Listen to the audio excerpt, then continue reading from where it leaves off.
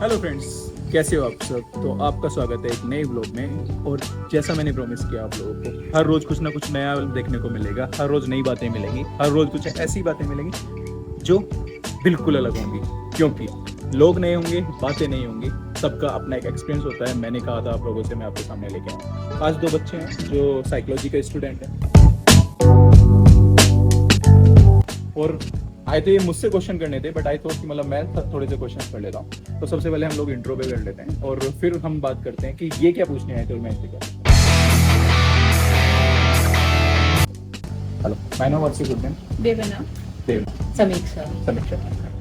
यहाँ का सबसे पहला रूल है, हम इंग्लिश बहुत कम यूज करेंगे, हिंदी में ज़्यादा से ज़्यादा बातें करेंगे, ठीक है। है ना। इसलिए नहीं कि हमें English come to me and, है ना, मुझे इंग्लिश आती है, इसका मतलब ये होता है English come to me and I know very well. नहीं नहीं, सॉरी, फिर मैं सही बोल गया कि English know me very well.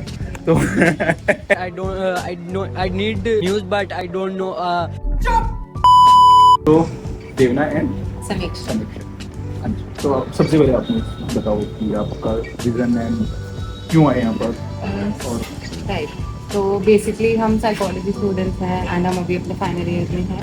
And हमें कोई ना कोई हमें एक जनरल बेसिक एक्टिविटी अपॉइंट करी गई थी। It was up to us, हमारे ऊपर ही था कि हम कैसे कोई भी चीज़, कोई भी टॉपिक उठा ले। But we are dog lovers, we love them immensely, बहुत ज़्यादा है। इवन मेरे पास भी पेट है, तो आई नो दैट।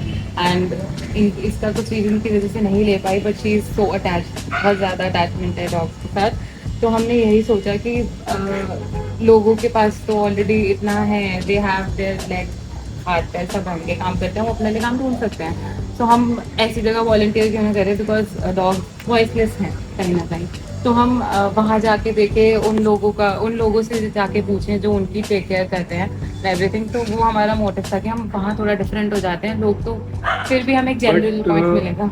अगर आपको एक्सपीरियंस लेना है तो आपको किसी शेल्टर में जाना चाहिए था, या फिर ऐसी जगह जाने चाहिए था जहाँ पे बच्चे बहुत दर्द के साथ नहीं होते। ये तो एक पिकनिक प्लेस है, और एक इस पिकनिक प्लेस में हर एक बच्चा आपको मस्ती करते हुए दिख रहा है। तो आपको जस्ट जनरली सिर्फ यहाँ पे बच्चों का प्यार नजर आएगा। बाकी जो चीजें हैं, रियल जो वर्ड है, मतलब वॉइसलेस का, तो आपको किसी शेल्टर में या फिर किसी हॉस्पिटल में जाके देखने को मिलेगा। This is true. बट आपका भी पर्सनल कुछ एक्सपीरियंस रहा होगा जिसकी वजह से आपने नवाब की दुनिया शुरू की, है ना। कॉन्सेप्ट क्या था उसका? This is 110%। हर एक चीज के पीछे मतलब कुछ ना कुछ तो कारण होता ही है। और मैं आपको बता देता हूँ, नवाब की दुनिया से अलग भी हमारी एक दुनिया है। सबसे पहले तो नवाब की दुनिया ही हमारी दुनिया नहीं है। नवाब की दुनिया का जो कॉन्सेप्ट है वो है सिर्फ नवाब के लिए। मतलब नवाब, अभी आपको पता होगा, वर्ल्ड के मोस्ट फेमस डॉग्स में से एक है। उसके बारे में 37 कंट्रीज ने लिखा हुआ है। अगर आप गूगल करेंगे नवाब जाएंगे तो सारा कुछ निकल के आ जाएगा। तो आई थॉट कि उसकी जो लेगेसी है वो हमेशा बरकरार रहनी चाहिए। अगर नवाब है तो वो हमेशा रहना चाहिए। तो इसके पीछे था कि मैं मेरे बेटे के लिए कैसा ऐसी दुनिया बनाना चाहता था जिसमें लोग आ सकें, मिल सकें, खेल सकें, और नवाब के नाम को हमेशा याद रखें। तो ये काफ़ी अच्छा कॉन्सेप्ट था। हमें कुछ कुछ पता था क्योंकि हम आपको बहुत टाइम से फॉलो कर रहे हैं, बट ऑब्वियसली हमें आपसे पर्सनली आके बात करनी थी। एंड जैसे आप पहले भी बोल रहे थे कि हम कुछ शेल्टर्स में भी जा सकते थे, बट एक्चुअली हमें ऑलरेडी 3 प्रोजेक्ट्स करने थे। तो हमने सोचा कि हम एक पॉजिटिव उससे स्टार्ट करते हैं and then will move towards them as well. ऐसा नहीं है कि हम बस यहीं आके इसे ख़त्म कर देंगे, हम शेल्टर्स की तरफ भी जाएंगे। हमारा दूसरा प्रोजेक्ट वही होने वाला है। सो या दैट्स इट। बट एक्चुअली हमारा जो सब्जेक्ट भी था, जिस पर्पस से हमें आए थे, इट वाज पॉजिटिव साइकोलॉजी। तो हम एक उस पॉजिटिव एंड से स्टार्ट करना चाह रहे थे, बिकॉज हमने आपका देखा, बहुत पॉजिटिव था, पूरा पॉजिटिविटी ही थी हर जगह। सो यही हमारा मेन मोटिव था कि start from here and then move towards other things. अच्छा, आपको पता है कि हम लोग नवाब की दुनिया से अलग 400 बच्चों का ख्याल रखते हैं। उसी पे मेरा क्वेश्चन था कि जैसे आपकी नवाब की दुनिया में अलग है बच्चे एंड बाकी आप 400 बच्चों का अलग करते हैं, तो आपको रिसोर्सेज मैनेज कैसे करने हैं और आप कितने हद तक उनकी हेल्प कर सकते हैं? देखो, सबसे पहली चीज, हमारी ना अपनी एक लिमिट होती है हर किसी की। मतलब मेरी भी अपनी लिमिट्स हैं, आपकी भी अपनी लिमिट्स हैं, और हर एक इंसान की अपनी लिमिट्स हैं।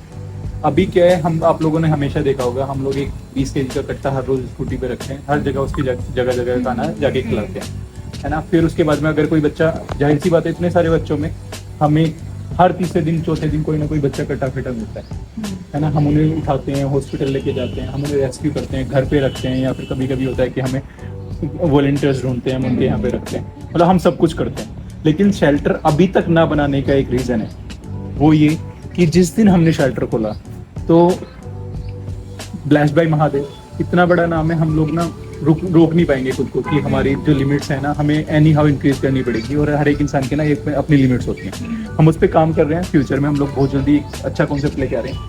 तो ऐसे बहुत बारी होता है कि जो डॉग ओनर्स होते हैं वो अपने पेट्स का ध्यान नहीं रख पाते हैं, बहुत सारी सिचुएशंस होती हैं। तो have you come across any such situation, और अगर ऐसा होता है तो आप लोगों से अडॉप्शन के लिए अपील कैसे करते हैं? देखो, जो ये क्वेश्चन है ना, ये अपने आप में ही कितना बड़ा सवाल है कि इसका ना कोई रिप्लाई।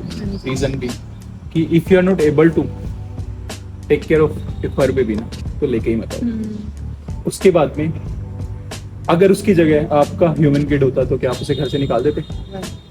अगर उसकी जगह आपके माँ बाप होते तो क्या आप उन्हें निकाल देते? उसकी जगह अगर आपका कोई भाई या बहन होता तो क्या आप उन्हें निकाल देते? सिर्फ ही कांट स्पीक और उसके पास में कोई सोर्सेज नहीं है, दैट्स द ओनली रीजन। वो अपने स्टैंड नहीं ले सकता, तो आप उसके साथ में ही कदम उठा लेते। अगर वो अपने स्टैंड उठा पाता ना, तो शायद फिर उसको आपकी जरूरत भी नहीं। तो जैसे अभी आप इतने सारे बच्चों का ख्याल रख रहे हो, या टेकिंग केयर ऑफ देम, तो ऑब्वियसली आई नो वो बहुत पॉजिटिविटी आती है, बट उसके साथ कुछ रिस्पॉन्सिबिलिटीज आती हैं और कुछ स्ट्रेसफुल सिचुएशंस भी आ जाती हैं। तो मतलब वो स्ट्रेसफुल सिचुएशंस क्या हैं, और आप उससे क्या, कुछ ना कुछ तो होता ही होगा, और उससे आप कैसे टैकल कर लेते हैं? देखो, सबसे पहली चीजें तो ना फाइनेंशियली आती है, और वो इतना बड़ा सवाल होता है ना अपने आप में कि ये महीना गुजरा, नेक्स्ट आने वाला है ना। हर किसी इंसान के अपने खर्चे होते हैं। तुम सोचो कि मैं ना आज से 10 बच्चों का टेक केयर करना स्टार्ट करूंगी, तो 10 तक तो सीमित आप रह सकते हो अपनी सेल्फ अर्निंग में, लेकिन जहाँ आपको 200, 300, 400 करने हो ना, वहाँ पर आप नहीं हो सकते। तो सोचो आपको कितना टफ होता होगा चीजें मैनेज करना, कि अभी आपको महीने भर का खर्चा भी उठाना है, मतलब खाना भी इकट्ठा करना है ना। क्योंकि आप, जाहिर सी बात है, जब एक दिन खिला चुके हो, दूसरे दिन तो नहीं छोड़ोगे, तीसरे दिन भी आपको खिलाना है, चौथे दिन भी आपको खिलाना है, पूरे महीने खिलाना है। एक महीना खत्म होने के बाद में दूसरे महीने में खिलाना है। कभी कभी क्या होता है कि आज कम बच्चे मिले तो कल हो सकता है कि और भी ज्यादा बच्चे मिल जाए, है ना। दूसरे बच्चों को पता चल जाए यहाँ पे खाना मिलता है, तो वो भी आ जाएंगे। देन उसके बाद में मेडिकल फैसिलिटीज, है ना। There are an number of challenges जो हर रोज मिलते हैं। अब फाइनेंशियल तो एक तरफ, जो आप खाना खिलाने निकलते हो ना, तो जो लोग होते हैं, लोग क्यों खाना खिला रहे हो, क्यों गंदगी फैला रहे हो, हर रोज लड़ते हैं, हर रोज। मतलब ऐसा कोई दिन नहीं जाता जिस दिन लड़ाई नहीं होती, लेकिन उन्हें टैकल करना पड़ता है। बट हम बाकी लोगों की तरह टैकल नहीं करते हैं, हमारा तो टैकल करने का तरीका थोड़ा सा अलग है। बाकी लोगों का टैकल करने का तरीका है कि वहाँ वो लोग लड़ लेते हैं, झगड़ लेते हैं, नेक्स्ट डे उनकी रील आती है, वीडियोज आती हैं, मैं यहाँ पे हैरेस हो गई, ये हो गया, वो हो गया। हम वो सब नहीं करते। हम बहुत पोलाइटली बोलते हैं, सर गलती हो गई, सॉरी, यहाँ नहीं खिलाएंगे, हल्का सा आगे खिला देंगे। मैं आपको बता देता हूँ, नवाब का ना इकलौता पेज है आज भी इंस्टाग्राम पे जो खुद से वेरीफाइड है, खुद से, कोई भी नहीं। आप देखोगे ना, सबके ओनर्स के नाम नीचे दिख जाएंगे कि अच्छा वो पेड है, बट नवाब का नवाब क्या ही के नाम से है। पहला और अकेला पेज है जो डॉग पेज वेरीफाइड है, और टिकटॉक पे वेरीफाइड था। मतलब जितने भी सोशल मीडिया पे हर किसी वेरीफाइड है, लेकिन खुद से है, कहीं पे पैसा नहीं किया। तो नवाब ना ट्रेंड सेटर है, ऐसे ट्रैवल करना, ये सब कुछ करना। अब लोग बोलते हैं आप डिस्पोजल यूज कर लो। अब जाहिर सी बात है, जब आप डिस्पोजल यूज करोगे तो डिस्पोजल, पहली बात तो एक डिस्पोजल का खर्चा बढ़ गया, उतने में और 4 बच्चे खाना खा सकते हैं, इतने में डिस्पोजल फेंक गए, फिर उन्हें रखना।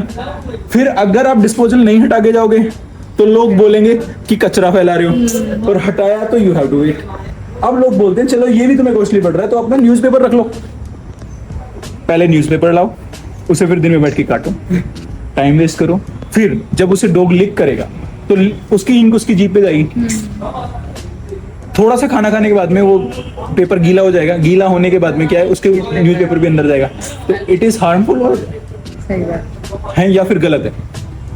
अगर मैं बातें करने लगूं तो सच बोल रहा हूँ, मेरे को ना 2-3 दिन निकल जाएंगे, मेरे पास में इतनी बातें हैं पेट्स को लेके, एनिमल्स को लेके। बट फिर भी इस चीज़ को हम बाकी वीडियोस में कंटिन्यू रखेंगे। आज के लिए बाय बाय और टेक केयर। और हाँ, प्लीज़ कमेंट, शेयर, लाइक और सब्सक्राइब जो भी होता है ना वो कर देना। जो तुम्हारे घर में ऐसे कुछ लग रखा हो उसे फेंक के मारना, बट हो जाना चाहिए। ये इसका डायलॉग है, कैरी मिनट, ठीक है ना। हाँ, बट कर लेना प्लीज़।